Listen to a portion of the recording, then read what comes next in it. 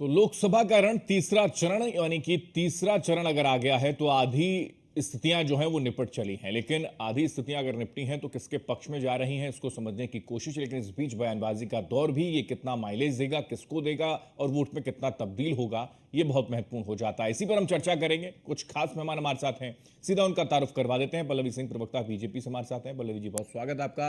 हिमांशु कुमार, प्रवक्ता कांग्रेस से हमारे साथ हैं। हिमांशु जी, स्वागत है आपका।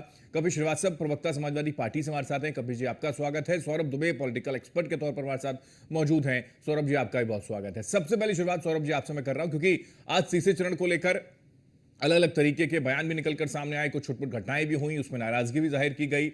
इन 10 सीटों का, उत्तर प्रदेश के इन 10 सीटों को लेकर क्या आकलन, और वोट प्रतिशत की अगर हम बात करें तो लगभग लगभग ये 60 को छूता नजर आता है तीसरे चरण में, पहले और दूसरे से थोड़ा बेहतर।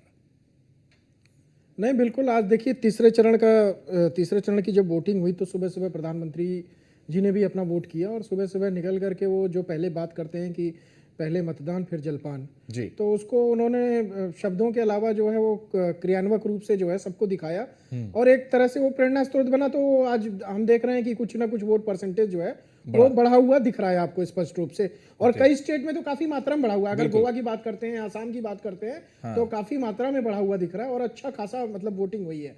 पहली बात। दूसरी बात देखिए, जो उत्तर प्रदेश के अंदर तो पता नहीं क्या हो गया था। आज सुबह सुबह प्रोफेसर साहब हैं, पढ़े लिखे व्यक्ति हैं, राम गोपाल जी, उनको पता नहीं क्या हो गया, उन्होंने एक अजीबो गरीब बयान दे दिया।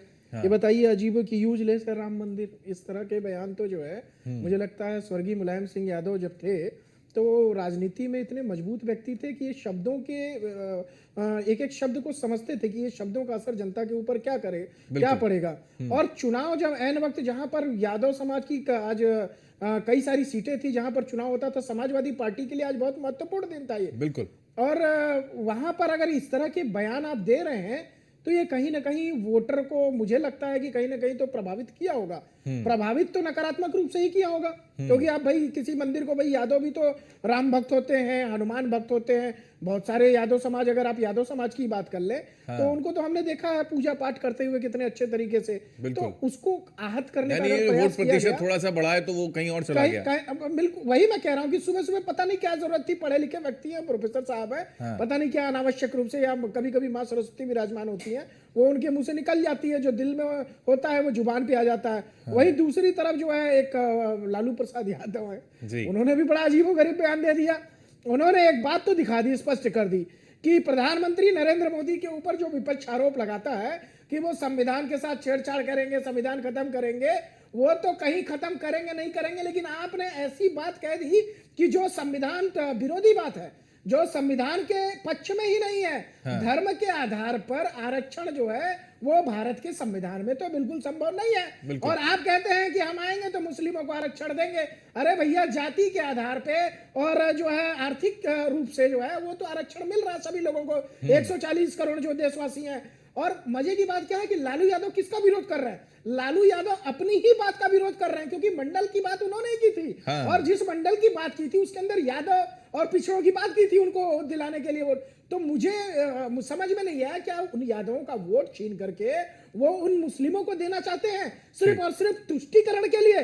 क्या आप जो है, जो गरीब, शोषित, पीड़ित, वंचित ओबीसी समाज है, उसका जो आरक्षण है वो छीन करके मुस्लिम को दे देंगे, और जो कि न्याय संगत भी नहीं है और वो संविधान विरोधी भी है, इस तरह की। लेकिन एक तरफ कहते हैं कि संविधान को बचाने के लिए हम लड़ रहे हैं, लोकतंत्र को बचाने के लिए लड़ रहे हैं, लेकिन नहीं, संविधान संगत बात वो नहीं कर रहे हैं। ठीक है, मैं लौट रहा हूं सौरभ जी, और भी मेहमान हैं उनका भी रुख कर लेते हैं। कपिल जी हैं। कपिल जी, वोट प्रतिशत बढ़ा, हालांकि हमने पहले और दूसरे चरण में जब आपसे बातचीत की, आपने कहा कि वोट प्रतिशत कम है, तो ये निराशा है, हताशा है जनता की भी, और कहीं ना कहीं ये नुकसान वर्तमान की सरकार के लिए। लेकिन तीसरा चरण में थोड़ा वोट प्रतिशत अगर बढ़ा है, जैसा कि सौरभ जी कह रहे थे, तो इसके पीछे की वजह कुछ और आपको क्या लगता है? देखिए, बहुत सीधी सी बात है कि आज आपने देखा होगा कि उत्तर प्रदेश की में ठंडक भी ठीक रही, गर्मी उतनी नहीं रही, बूंदाबांदी भी हुई है, उससे राहत मिली है। और एक चीज और हम आपको बता दें कि भारतीय जनता पार्टी के तो कार्यकर्ता ही नहीं बाहर निकले, तो वोटर कहां से बाहर निकले? ये जो बाहर वोटर निकल रहे, ये सत्ता परिवर्तन के लिए निकल रहे हैं। और एक बात और आपको हम कह देते हैं, पिछला भी जो एवरेज था, क्या 12 दिन के बाद वही एवरेज है? उन 2 चुनावों पे। भाई 12 दिन बाद चुनाव आयोग ने बताया कि 7% मतदान और बढ़ गया। हाँ, बताया ना। ये हमको समझ में नहीं आ रहा कि चुनाव आयोग में ऐसे निकम्मे लोगों की नियुक्ति कैसे की गई है, जो हर बूथ पर मत सूची होती है कि कितने लोगों ने वोट डाला, वो शाम को पहुंच जाती है 1 से 2 दिन, 2 से 3 दिन।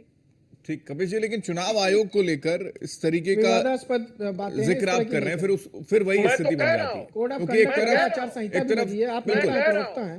कपिल जी, आचार संहिता क्योंकि का आप क्या मतलब होता है? कपिल आप जी 12 दिन तक जो है नाजायज तरीके तो से आप वोट शिकायत बढ़ाते कर रहोगे, दीजिए, हम राइटिंग बर्दाश्त में लिख करते करके रहेंगे। जाइए एक पेपर पे, हमने किया है डेलीगेशन शिकायत। लिख करके और समाजवादी हम जनता पार्टी की का अदालत जाइए में भी शिकायत और कर रहे हैं। चुनाव हम आयोग को जनता की दीजिए अदालत में भी कानूनी शिकायत कर कार्रवाई रहे हैं। करिए अगर आपको शक है हमको तो। जो करना है वो हम कर आज रहे हैं। समाजवादी हम पार्टी के कानूनी भी लोगों की शिकायत जबान फिसलती जा और रही है, हम पता नहीं उस क्यों हर सुबह से। मंच का इस्तेमाल करेंगे तो जनता की अदालत में भी हम अपनी बात रखेंगे। नहीं, आप बिल्कुल हमको रोक नहीं वो सकते। आपके पास अधिकार है कपिल जी, और वो करना भी चाहिए। अगर कहीं कोई और मैं गड़बड़ दूसरी झाला हो बात रहा कह है रहा तो हूं। वो जनता के सामने नहीं, आना भी चाहिए। सौरभ भाई, लेकिन ये सौरभ स्थिति भाई, ठीक कपिल जी, क्योंकि अभी हेमंत भाई, मैं पहले मैं एक एक कमेंट ले लूं सौरभ सबसे। भाई मर्यादा में रहिए, इसलिए मैं कह रहा हूं आपको। अरे कि मैं आप नहीं बोल रहा हूँ, विश्लेषक बन एंकर के साहब बैठो। बोल रहे हैं नहीं, कपीस जी। सुनो सुनो, आज आपकी आप मेरी भाषा बात पे सुनो। कंट्रोल नहीं है आपका। मैं मैं नहीं सीधी बोल रहा बात हूँ, आपको एंकर कह साहब रहा बोल हूं। रहे हैं। ठीक है, एंकर साहब जो बोलना ओके। था वो बोल चुके। ठीक है और कपिल मैं जी, ज्यादा टिप्पणी ठीक है में कपिल जी, और मैं वापस आपको बता लौटूंगा दूं। कपिल जी। नहीं, मैं एक शॉर्ट रेलिवेंट कमेंट बता सबसे दीजिए। ले लूं, नहीं, फिर आ रहा हूं। मुझे रेलिवेंट बता दीजिए, रेलिवेंसी बता दीजिए कि 12 दिन बाद आप बताएंगे कि कितना % मत ठीक है, पड़ा है। तो उसके लिए लड़ाई लड़नी शुरू कर दी आपने कपिल जी? तो ये आज लड़ हम तो चर्चा रहे कर रहे आपके हैं। सामने, आपने लेकिन आप आपने हमारा लड़ाई साथ शुरू नहीं कर दे दी ना रहे। इसके लिए।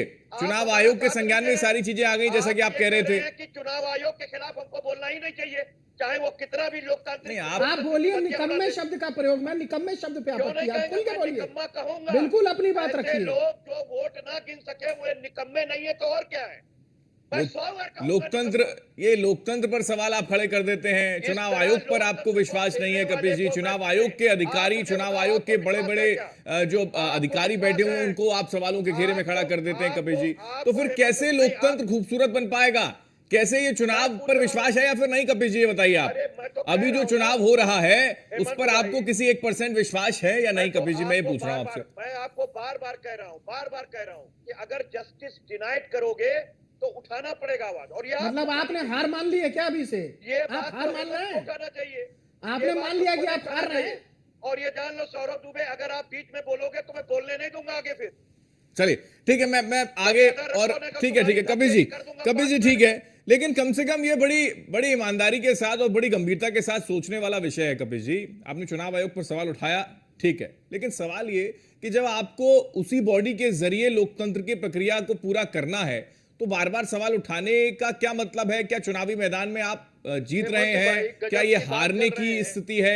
या फिर अगर रिजल्ट जो निकलकर सामने आएगा फिर आप कह देंगे कि चुनाव आयोग ने भैया गड़बड़ झाला कर दिया? मैं ये समझना चाह रहा था आपसे।